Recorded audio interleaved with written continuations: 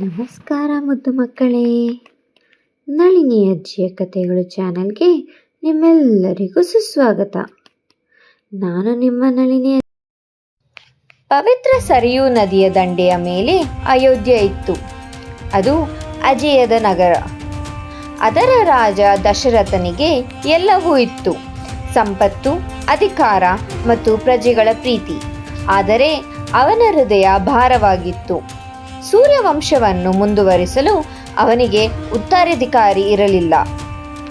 ಋಷ್ಯಶೃಂಗ ಮಹರ್ಷಿಗಳ ಸಲಹೆಯಂತೆ ರಾಜನು ಪವಿತ್ರ ಪುತ್ರಕಾಮೇಷ್ಟಿ ಯಜ್ಞವನ್ನು ಮಾಡಿದನು.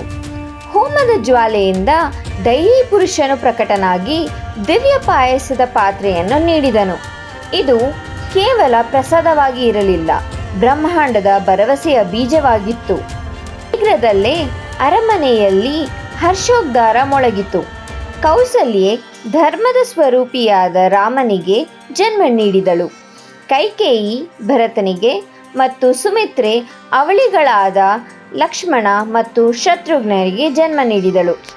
ಲೋಕದ ಅಧರ್ಮ ನಡುಗತೊಡಗಿತು, ಏಕೆಂದರೆ ಸಾಕ್ಷಾತ್ ವಿಷ್ಣುವೇ ಭೂಮಿಗೆ ಇಳಿದು ಬಂದಂತೆ. ಆದರೆ ಪರಮಾತ್ಮನು ಮನುಷ್ಯ ಜನ್ಮವನ್ನೇಕೆ ಆರಿಸಿಕೊಂಡನು? ನಾಳೆ ಈ ರಾಜ್ಕುಮಾರನ ಪ್ರಯಾಣ ಆರಂಭವಾಗುತ್ತದೆ. ಈ ಕತೆ ಇಷ್ಟ ಆಯ್ತಾ ಮಕ್ಕಳೇ? ನಾಳೆ ಸಿಗ್ತೀನಿ. ಬಾಯ್.